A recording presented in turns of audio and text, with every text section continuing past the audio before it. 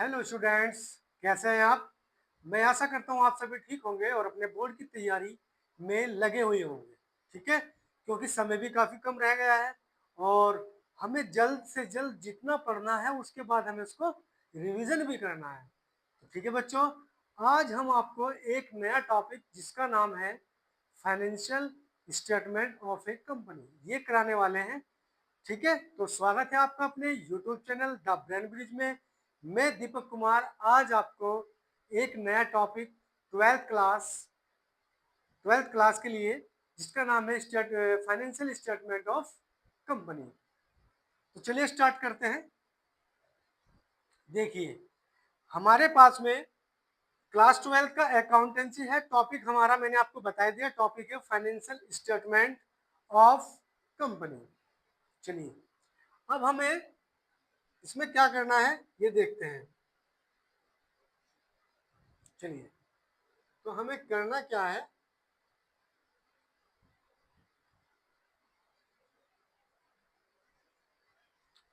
Financial statement company क्या करती है, जब कंपनी के हम अकाउंट बनाते हैं तो कंपनी अपनी आर्थिक स्थिति जानने के लिए कि मेरी 1 ईयर के अंदर क्या मेरी वैल्यूएशन है, क्या मेरी आर्थिक स्थिति है, उसका पता लगाने के लिए हम क्या बनाते हैं, बैलेंस शीट बनाते हैं।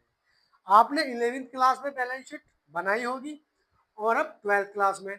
तो 12th क्लास की जो बैलेंस शीट है ये हेड वाइज बनाई जाती है कि कौन से हेड किस कैटेगरी के अंदर आता है और उस हेड के अंदर कौन कौन सी अमाउंट जाती है। आपको क्वेश्चन कैसे सॉल्व करना है, देखिए फॉर्मेट ये है आपके सामने। पर्टिकुलर होता है और नोट ऑफ अकाउंट नंबर का कॉलम होता है, दूसरा करंट ईयर अमाउंट और थर्ड कॉलम होता है प्रीवियस ईयर अमाउंट। अगर प्रीवियस ईयर अमाउंट दी हुई है तो प्रीवियस वाले कॉलम में जाएगी और अगर करंट वाली अमाउंट दी है तो करंट वाले कॉलम में जाएगी। क्लियर है बात। चलिए, अब हम स्टार्ट करेंगे। पहला पॉइंट जो बैलेंस शीट के अंदर दिया हुआ होता है आपने देखा भी होगा और पढ़ा भी होगा। पहला हेडिंग जो बना हुआ है वो बना हुआ है इक्विटी एंड लायबिलिटी। ठीक है बच्चों, फर्स्ट इक्विटी एंड लायबिलिटी ये पूरी की पूरी हमारी रो के अंदर पूरा पूरा हेडिंग आता है। ये लायबिलिटी साइड है हमारी, क्या है, लायबिलिटी साइड। इसके अंदर पहला जो हेडिंग बनता है वो बनता है शेयर होल्डर फंड। किसका बनेगा, शेयर होल्डर फंड का। अब हमारे पास में शेयर होल्डर फंड है। अब उस शेयर होल्डर फंड के अंदर कौन कौन से आइटम्स या कौन कौन सी अमाउंट ऐड की जाती है वो देखनी है। तो सबसे पहले पॉइंट आता है हमारा शेयर कैपिटल, ये वाला पॉइंट। दूसरा है रिजर्व एंड सरप्लस, सेकंड ये जाएगा यानी कि। और थर्ड है हमारा money received against share warrants. अब ये वाला पॉइंट हमारी बैलेंस शीट से हट चुका है, इसमें कुछ नहीं आता। तो केवल 2 पॉइंट मेन है इसमें, शेयर होल्डर फंड के अंदर शेयर कैपिटल आएगा और रिजर्व एंड सरप्लस आएगा। सेकंड हेडिंग जो हमारे पास आता है वो share application money pending allotment. अगर कोई अलॉटमेंट की मनी पेंडिंग है तो वो इस वाले हेडिंग में आएगी। थर्ड हेडिंग बनता है हमारा नॉन करंट लायबिलिटी। इसमें क्या आएगा, इसमें हमारे हेडिंग आएंगे जैसे लॉन्ग टर्म बोरोइंग पहला, डिफर्ड टैक्स लायबिलिटी अगर कोई हो तो वो आ जाएगी, अदर लॉन्ग टर्म लायबिलिटी है तो वो आएगा और उसके बाद लॉन्ग टर्म प्रोविजन। ठीक है, तो नॉन करंट लायबिलिटी के अंदर हमारे पास में ये 4 आइटम्स है या 4 अमाउंट है, ये आएगी। इसके बाद 4 जो हेडिंग बनता है हमारा वो बनता है करंट लायबिलिटीज। बच्चों कभी कभी क्वेश्चन में आपको केवल फॉर्मेट के लिए भी पूछ सकता है कि आप मुझे कंपनी के जो बैलेंस शीट होती है उसका फॉर्मेट बनाकर दिखाइए। तो इसी जितने भी आइटम्स हैं इनको आपको बड़ी अच्छी तरीके से समझना है और देखना है। ठीक है, और एक कॉपी और एक पेन अपने साथ में लिखकर बैठ जाइए। ठीक है, चलिए, तो 4 नंबर पर हमारा आता है करंट लायबिलिटी। इसमें हमारा पहला जो नंबर है वो आता है शॉर्ट टर्म ब्रोविंग, ट्रेड पेबल आएगा, अदर करंट लायबिलिटी आएगी और शॉर्ट टर्म प्रोविजन आएगा। तो इसके अंदर भी वही है, जो शॉर्ट टर्म आपने उधार लिया गया है वो आइटम जिसके अंदर आएगी। ट्रेड पेबल है, जो आपके ट्रेड पेबल है जिनको आपको पेमेंट करना है वो यहाँ आएंगे। इसके अलावा कोई अदर करंट लायबिलिटी आपके ऊपर पेंडिंग है तो वो देनी पड़ेगी, और शॉर्ट टर्म अगर कोई प्रोविजन है तो वो उसका ऐड करना पड़ेगा। तो ये क्या था हमारा, ये हमारा इक्विटी एंड लायबिलिटी का फॉर्मेट था, इसके अंदर भी और आइटम्स आएगी। इसके बाद स्टार्ट होता है हमारा एसेट्स। तो नेक्स्ट पे आ जाइए, नेक्स्ट पेज हमारा आएगा नॉन करंट एसेट्स। एसेट्स के अंदर कॉलम बनता है नॉन करंट एसेट्स का। पहला हेडिंग यही है हमारा।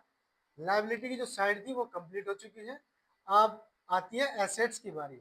बच्चों आपने 11वीं क्लास में जो फॉर्मेट बनाया था या बैलेंस शीट या जो बनाई होगी उसमें उसमें क्या होता था कि बैलेंस शीट में लायबिलिटी ये वाली साइड होती थी और एसेट्स वाली ये साइड होती थी। लेकिन यहाँ पे फॉर्मेट भी चेंज है और उसका बनाने का तरीका भी बिल्कुल अलग है।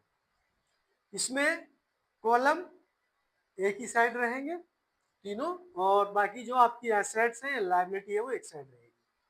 ठीक, ऊपर लायबिलिटी साइड रहती है और नीचे आपकी एसेट्स आती है। चलिए एसेट्स में कौन कौन से आइटम आते हैं अब वो देख लेते हैं। सबसे पहले हमारा हेडिंग बनता है नॉन करंट एसेट्स। सबसे पहला हेडिंग जो बनेगा हमारा वो फिक्स एसेट्स का बनेगा। उसके बाद फिक्स एसेट्स में दो तरह की एसेट्स आती है, पहली टेंजिबल एसेट्स, दूसरी इंटेंजिबल एसेट्स। टेंजिबल एसेट्स वो एसेट्स होती है जिन्हें आप देख भी सकते हैं और टच भी कर सकते हैं। सेकंड, इंटेंजिबल एसेट्स वो एसेट्स होती है जिन्हें केवल आप महसूस करोगे, ये आपको दिखाई नहीं देगी। ठीक है, जैसे एग्जाम्पल के तौर पे ले लेते हैं, जैसे गुडविल है, कॉपीराइट है, ट्रेडमार्क है, पेटेंट है, तो ये क्या है आपकी सारी की सारी फिक्स एसेट्स है। लेकिन कौन सी वाली, इंटेंजिबल एसेट्स। इसके बाद आता है कैपिटल इन वर्क प्रोग्रेस, अगर है तो वो भी आएगी। इंटेंजिबल एसेट्स अंडर डेवलपमेंट, अगर कोई इंटेंजिबल एसेट्स है और वो डेवलप है वर्क इन प्रोग्रेस में तो वो आ जाएगी। नॉन करंट इन्वेस्टमेंट आएगा, डिफर्ड टैक्स एसेट्स आएगी और long term loan and advance. उसके बाद नंबर 5 पर आएगी अदर नॉन करंट एसेट्स। तो ये कुछ एसेट्स हैं जो आपकी नॉन करंट एसेट्स के अंदर आने वाली है। इसके बाद नेक्स्ट हेडिंग बनता है हमारा करंट एसेट्स का। इसमें कौन कौन से वैल्यू पुटअप करनी है। करंट इन्वेस्टमेंट जो आपने करंट में किया होगा वो चीज आएगी। इन्वेंट्री अगर है तो वो आएगी। ट्रेड रिसीवेबल देनदार है वो आएंगे। कैश वो आएगा। Short term loan and advance आएगा। उसके बाद अदर करंट एसेट्स आएगी। तो ये एसेट्स थी हमारे पास जो एसेट्स में आएगी। ठीक है बच्चों, इसका आप स्क्रीनशॉट लेना चाहते हो स्क्रीनशॉट ले सकते हैं। चलिए नेक्स्ट नेक्स्ट पेज पर चलते हैं। अब नेक्स्ट पेज आता है हमारा। आपको हर चीज क्या बताई जाएगी, हर एक चीज को ओपनली करके बताया जाएगा। क्या बताया जाएगा, ओपनली करके। कि अब हमारे हेडिंग आए थे, पहला हेडिंग था शेयर कैपिटल। अब शेयर कैपिटल में क्या चीज आती है वो आपको यहाँ से पता लगेगा कि शेयर कैपिटल के अंदर कौन कौन से आइटम जाते हैं। क्योंकि वहां आपने केवल क्या पढ़ा है, इक्विटी एंड लायबिलिटी आ गया, उसके अंदर शेयर होल्डर फंड आ गया, शेयर होल्डर फंड के अंदर आया शेयर कैपिटल। अब शेयर कैपिटल होती क्या है, उसको लेके कैसे आते हैं, कैसे वो दिखाई जाएगी, तो वो आपको हेड वाइज आपको डिटेल वाइज बताया जाएगा। ठीक है बच्चों, आप इसका स्क्रीनशॉट ले सकते हैं फिलहाल।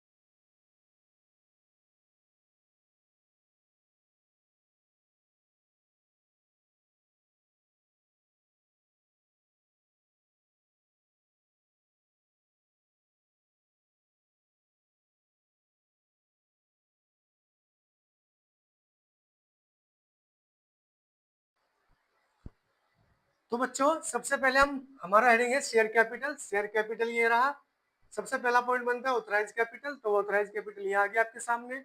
फिर उसके बाद में इक्विटी शेयर ऑफ 100 रुपीज, तो वो अमाउंट आ गई।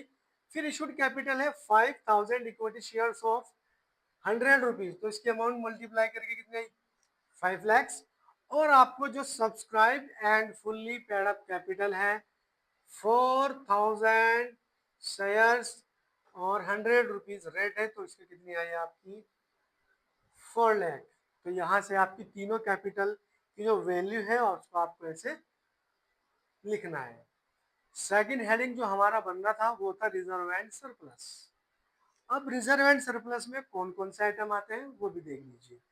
हर एक हेड का जितनी भी उसमें अमाउंट आती है डिटेल वाइज मैंने सब कुछ समझाया हुआ है। आपको कुछ भी देखने की कोई आवश्यकता नहीं पड़ेगी, या बुक्स देखनी है या मुझे किसी और चैनल पर जाकर देखना नहीं, यही आपको हर आइटम के कौन से आइटम किस वाले हेड में जानी वो सब कुछ दिखाई जाएगी। जैसे रिजर्व एंड सरप्लस है तो पहला हेडिंग आपका कैपिटल रिजर्व का है तो वो इसमें आएगा। दूसरा जनरल रिजर्व है वो इसमें आएगी। सिंकिंग फंड है वो इसी में आएगा। फिर आपके पास में बनता है सिक्योरिटी प्रीमियम रिजर्व, वो भी इसी में है। रेगुलेशन रिजर्व है वो भी इधर ही आएगा। उसके बाद हमारा टोटल आया सरप्लस, ये आ गया हमारा सरप्लस। लो भाई ये सरप्लस आ गया। ठीक है बच्चों, तो सरप्लस आने के बाद में अब हम इसमें से लेस क्या करते हैं। अगर हमारे पास में क्वेश्चन के अंदर discount of issue of debenture है तो उसे माइनस करना है। अगर हमारे पास में discount on issue of shares है तो उसे माइनस करना है।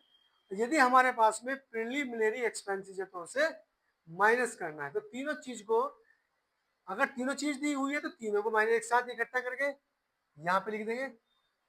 तो इस सरप्लस में से माइनस करेंगे तो वैल्यू यहाँ निकल कर आ जाएगी। यदि इनमें से कोई भी एक आइटम्स की वैल्यू दी गई है तो केवल आपको एक ही घटाना है, या तो डिवेंचर डिस्काउंट वाला घटाएंगे या इशू ऑफ शेयर्स घटा देंगे या प्रीलिमिनरी एक्सपेंसेस घटा देंगे। यानी कोई भी अगर दिया होगा तो वो आइटम्स उसमें से घटानी पड़ेगी, तब जाके आपका निकल के आ जाएगी एक्चुअल वैल्यू। ठीक है, तो शेयर कैपिटल के अंदर ये वाली आइटम्स आती है और रिजर्व एंड सरप्लस के अंदर आपकी ये वाली अमाउंट आती है। तो क्लियर हो चुका होगा यहाँ तक। चलिए नेक्स्ट पेज पर चलते हैं। तो नेक्स्ट पेज इस प्रकार है आपका, ये रहा। अब यहाँ से हमारा आता है, उससे नेक्स्ट हेडिंग था जब आपने पढ़ा था, तो नेक्स्ट हेडिंग हमारे पास था लॉन्ग टर्म बोरोइंग। अब लॉन्ग टर्म बोरोइंग में कौन कौन से वैल्यू आती है तो उसे भी देखेंगे हम, तो कौन कौन सी आती है चलो इन्हें भी पढ़ लेते हैं।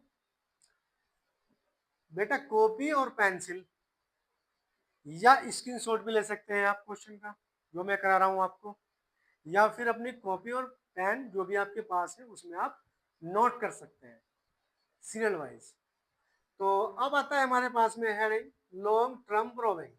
लॉन्ग टर्म बोरोइंग के अंदर सबसे पहला जो आइटम है वो डिवेंचर आएगा, क्योंकि ये लॉन्ग टर्म बोरोइंग जिनका पीरियड 12 मंथ से ज्यादा होता है वो सब लॉन्ग टर्म बोरोइंग के अंदर जाती है अमाउंट। जैसे डिवेंचर है, हमारे बॉन्ड्स है, बैंक से लोन लिया है लंबे समय के लिए, पब्लिक डिपॉजिट किया हुआ है लंबे समय के लिए, और सिक्योर लोन है। तो ये जितने भी हमारे एक तरह से लॉन्ग टर्म लोन होते हैं, और लॉन्ग टर्म जितने भी लोन होते हैं वो सारे लॉन्ग टर्म बोरोइंग के अंदर जाएंगे। सेकंड हेडिंग बनता है शॉर्ट टर्म बोरोइंग। यहाँ पे क्या आएगा, यहाँ पे आपने शॉर्ट टर्म के लिए जो लोन लिया हुआ है वो सारे वैल्यू आएगी। जैसे बैंक ओवरड्राफ्ट, सेकंड है शॉर्ट टर्म डिपॉजिट, फिर डिपॉजिट, लोन फ्रॉम एमडी, और अनसिक्योर्ड लोन आएगा, और लोन फ्रॉम डेटर्स, अपने देनदारों से पैसा लिया हुआ है 1 ईयर से कम के लिए, तो वो भी आइटम इधर ही आएगी। एमडी लोन लिया है एमडी से तो वो भी इसी से आएगा, और अनसिक्योर्ड लोन है, छोटे तरीके के जो लोन होते हैं वो भी सब इसी में अनसिक्योर्ड लोन के अंदर आएंगे।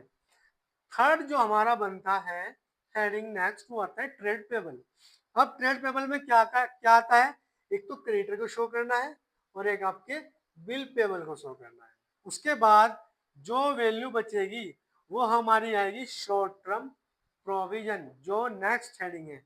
इसके अंदर क्या आएगा बच्चों, प्रोविजन फॉर टैक्सेशन, एक तो ये वाली अमाउंट आएगी, और एक provision for employment benefit purpose dividend, एक ये वाली अमाउंट आएगी। ये शॉर्ट टर्म प्रोविजन के अंदर आएगा। ओके, क्लियर है? इसका आप स्क्रीनशॉट ले सकते हैं, लीजिए।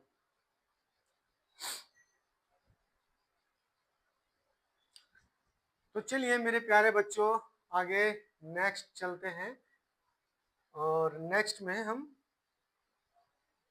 इसके बाद देखते हैं, और इसके बाद हमारे आता है हेडिंग बनता है एसेट्स वाला।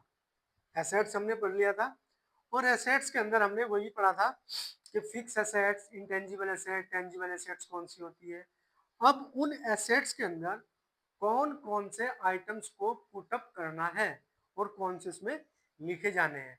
क्वेश्चन के अंदर जो भी आपको आइटम्स वगैरह, यानी कि जो भी आपको वैल्यू दी गई होगी, उन वैल्यू को उसी हेड में लिखना है आपको।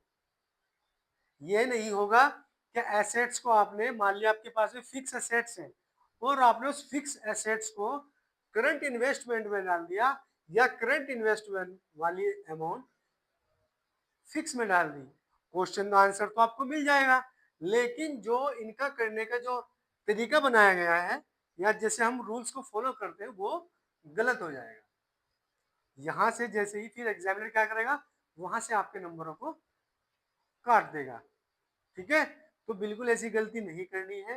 वीडियो को जितनी बार हो उतनी बार देखिए, जब तक आपकी समझ में नहीं आई आती चीज, तब तक उसको वीडियो को देखते रहिए।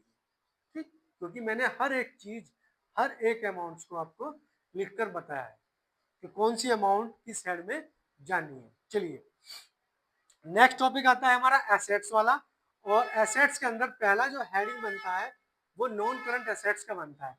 अब नॉन करंट एसेट्स में हमारे पास में पहला जो हेड आएगा वो आएगा फिक्स एसेट्स। किसका आएगा? Fix assets.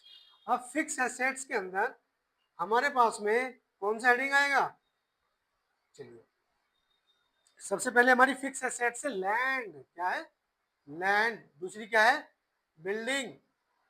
फिर क्या है? Plant, machinery, furniture, vehicle, motor car, live stock. ये सब क्या है? हमारी फिक्स एसेट्स है। क्या है? ये सब हमारी फिक्स एसेट्स है। लैंड है, बिल्डिंग है, प्लांट है, मशीनरी है, फर्नीचर है, व्हीकल है, मोटर कार और लिव स्टॉक। सब क्या है? हमारा लाइव स्टॉक है। तो क्या है ये? हमारी नॉन करंट एसेट्स में फिक्स एसेट्स के अंदर आएगा। सेकंड हेडिंग बनता है हमारा इंटेंजिबल एसेट्स। क्या क्या बनता है? Intangible assets. इंटेंजिबल एसेट्स में क्या क्या आता है? सबसे पहले जो इंटेंजिबल एसेट्स वो वही गुडविल, ट्रेडमार्क, कॉपीराइट और पेटेंट, जो मैंने आपको बताया था कि जिन्हें हम केवल महसूस कर सकते हैं या महसूस करेंगे, वो हमारी क्या होगी? इंटेंजिबल एसेट, जो आपको दिखाई नहीं देगी। फिर इसके बाद में नेक्स्ट हेडिंग आता है नॉन करंट इन्वेस्टमेंट। जैसे इन्वेस्टमेंट आपने डिबेंचर में इन्वेस्ट कर रखा है, वो लिखना है। आपने इन्वेस्ट किया है गवर्नमेंट सिक्योरिटी में, वो आएगा। आपने इन्वेस्ट किया है प्रीफरेंस शेयर्स में, वो आएगा। और आपने इन्वेस्ट किया है इक्विटी इंस्ट्रूमेंट में, तो वो भी आएगा। ठीक, तो ये नॉन करंट इन्वेस्टमेंट की हेडिंग है। इसके अलावा इनमें और कोई अमाउंट नहीं आएगी। ठीक है, चलिए नेक्स्ट करते हैं। नेक्स्ट हेडिंग बनता है हमारा लॉन्ग टर्म इन्वेस्टमेंट, जो लॉन्ग टर्म के लिए इन्वेस्ट किया जाता है। जैसे गवर्नमेंट बॉन्ड्स हो गए हमारे, लॉन्ग टर्म के लिए इन्वेस्टमेंट हो गया, वो आएगा। इसके बाद नेक्स्ट हेडिंग आता है हमारा करंट इन्वेस्टमेंट। क्या आएगा? Current investment. करंट इन्वेस्टमेंट नहीं होता बेटा, ये होता है हमारा करंट एसेट्स। क्या होता है? Current assets. जैसे नोट कर लेंगे, ये हमारा हेडिंग बनता है करंट एसेट्स। और करंट एसेट्स के अंदर हमारा क्या आएगा? जैसे कैश या बैंक, बीआर, स्टॉक और देनदार। तो क्या है? हमारा एसेट्स है। इसके बाद ये पूरा एसेट्स का फॉर्मेट था कि एसेट्स वाले कॉलम में या उसी कॉलम में कौन कौन सी अमाउंटें आती हैं और कैसे आपको लिखना है, किस हेड के अंदर किस अमाउंट को डालना है, वो सब है। ठीक है बच्चों, इसके बाद ये था कॉन्सेप्ट पूरी बैलेंस शीट का। इसके बाद इसका नेक्स्ट कॉन्सेप्ट बनता है प्रॉफिट एंड लॉस अकाउंट। उसको कैसे बनाना है वो हम नेक्स्ट स्टेप में बताएंगे आपको। फिलहाल आपको इसको अच्छी तरीके से एक बार, दो बार, तीन बार लिख लिख कर प्रैक्टिस करनी है, जब तक आपको आ नहीं जाती। हर एक आइटम आपके सामने लिखा हुआ है, सारी वीडियो में आपको दोबारा से देख लेना, पूरी वीडियो आपके सामने क्लियर है बिल्कुल एकदम। ठीक, तो आपको क्या करना है, इसको अच्छे से समझना है। ठीक है, और बच्चों बड़ी मेहनत से वीडियो बनाई जाती है, तो आप चैनल को सब्सक्राइब करना ना भूलें और अपने दोस्तों को शेयर करें जितना ज़्यादा से ज़्यादा हो सके, जिससे हम आप जैसे हमें हमें क्या मिलेगा, हमें भी वो मोटिवेशन मिलेगा उस चीज़ से, और हम आपके लिए एक अच्छी से अच्छी वीडियो तैयार कर पाएंगे। ठीक है बच्चों, थैंक यू।